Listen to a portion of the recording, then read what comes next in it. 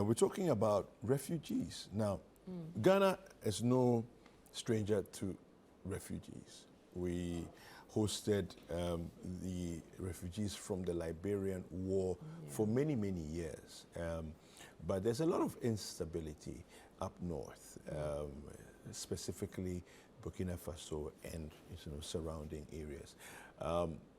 Some people have fled that instability and settled in the northern parts of Ghana.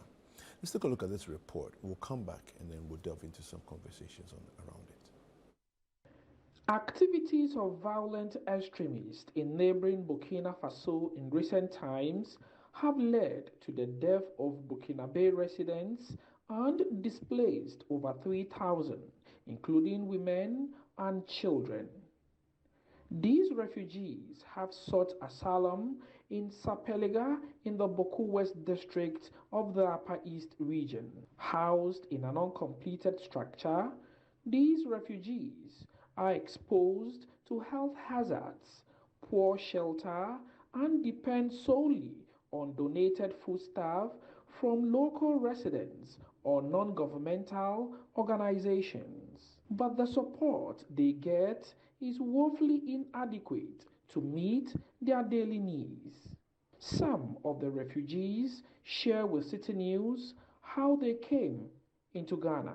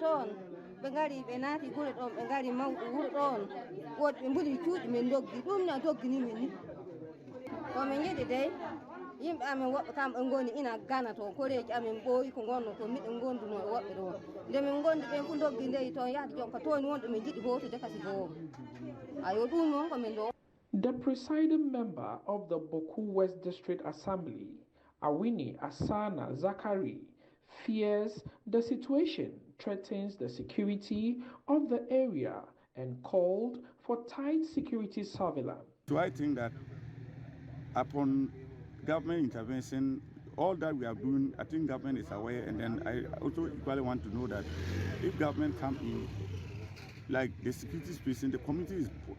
In fact, we are being threatened. So despite the number of security personnel on ground, we are still not certified. Some of the unapproved routes are still scary.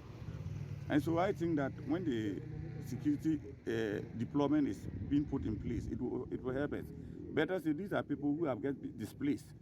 Even though they are not well, I think that we cannot discard them as refugees. They are well displaced. They cannot return there. That's what I use the word well displaced. They cannot return there. I don't know as at when they can even return. We can't tell. And so we expect a support from government for feeding, a support for government for other community utilities like water and sanitation activities. They have to carry out because it means where we are now is now more or less a disease-prone area. So we expect that support from government. The divisional chief of Sapeliga, Naba Abudbudi Atule Ayagiba III, bemoaned the insufficient foodstuff to cater for the refugees. In fact, the situation is very bad because some of their parents have been killed, and they were just running. They cannot even stay in Burkina. So as we come here, it's also very difficult for us because we've taken care of them, and there's assistance from NGOs, government, the assembly, and upon all that, it can't do. It's not sufficient, even water. So I think they should do well to assist my people. And this year, for instance, we didn't have enough rain, so the food situation is just a problem here. And get to the market, you can't even buy corn. You have to learn to give it to strangers. And the children are so men and the women. Children are so many, very tiny, tiny ones. That's a difficult thing. On a fact-finding mission to assess the refugee situation at Sapeliga, Upper East Regional Director for the National Commission for Civic Education, NCCE, Mawuli Agbenu, wants government and humanitarian organizations to assist the refugees with their basic needs and integrate with their relatives in Ghana. Situation is dire. You can see that they are living in very, very deplorable situation over here. We are told that most of them have also moved deeper into Ghana. They have relations in Ghana that they have moved away from here to visit them. We have spoken to some of them over here. They also claim that they have people that are in the country and they would like to move away from here to that place. All they need is the support for them to be able to move away from here. In fact, that it has stretched the welfare system in the Sapeliga village. You and I were with the chief a few minutes ago. Some of them are doing their widow's mite to help them to cook. If you look at what they are eating, you can see the food. Very, very bad. And they are living in very, very deplorable situations. Some of them are sick. They are sleeping in the room. They need medical attention and all that. So we just call on the support services and all the organizations that can bring help here.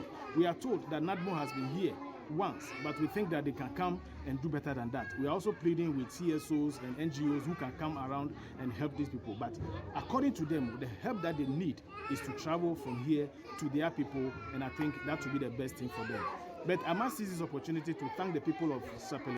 The spillover of violent extremism from neighboring Burkina Faso is negatively affecting their residents here who have sought asylum in the Sapeliga area of the Boku West district. They are, however, overwhelmed with foodstuff and access to quality healthcare services. They are appealing to government and other organizations to come to their aid and facilitate their movement back to their hometown, Burkina Faso. Reporting for Citi News, Frederick Auni, Sapeliga, Boku West District. All right, welcome back. That the report there by Frederick Awuni, just giving us a sense of the state of affairs as far as the lives of these refugees are concerned. We're just talking off air how that we live in the southern parts of Ghana, you know, and sometimes you can be a bit disconnected from the reality of other people's lives, you know. But we've been joined on the line by the Executive Secretary of the Ghana Refugee Board, Mr. Tete Paddy. I want to just have a quick word with him. Sir, good morning. Good morning. Yes, welcome to Breakfast Daily. Thank you, and thank you for having me. Yes. So has this situation in the Boku West municipality come to the attention of the Ghana Refugee Board? Certainly. It has actually been, it started sometime last year, and we are very much aware. We have been on the ground. We've registered some of them, but as you know, the numbers keep increasing. Yeah. So the UNHCR mobilizing to see what assistance, what intervention can be made.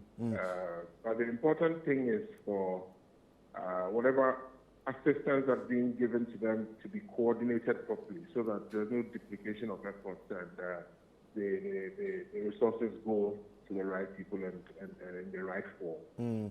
So how does the Ghana Refugee Board function? I mean, you mentioned UNHCR. So, you know, is it like a partnership? How does it work in terms of your relationship with UNHCR? The Ghana Refugee Board is the agency with the sole responsibility of receiving, registering, and managing refugees and ensuring that they're protected. Okay. The UNHCR is our international partner that very often provides resources to help us and also provide us with technical assistance, which is also critical in the management of refugees. Okay. Now, the report that we have here looks like a very squalid environment within which the people are dwelling. I'm not sure what interventions you are making for them to make things a little bit better. We are carrying out assessments, and as I said, it's important that whoever is providing assistance does so in a way that the resources they're providing will be put to optimum use. And so we need to identify exactly what the needs are. You mentioned squalid conditions. Yeah. And so we need, for instance, to make sure that whatever monies, whatever assistance is going to them is going to address the needs that are most critical, and not just people coming and giving them items just because they have resources. It's important that the right thing is done. Now, there was also the mention of some of these refugees having family members in Ghana already, and looking at the possibility of reuniting the ones who've come in and are refugees with those who are living in Ghana as migrants who've maybe relocated here, as it were. Are you involved in that sort of, should I say, resettlement? Our foremost responsibility is to, first of all, identify who's coming and register them. Okay. Remember also that there's a serious security angle to all of this.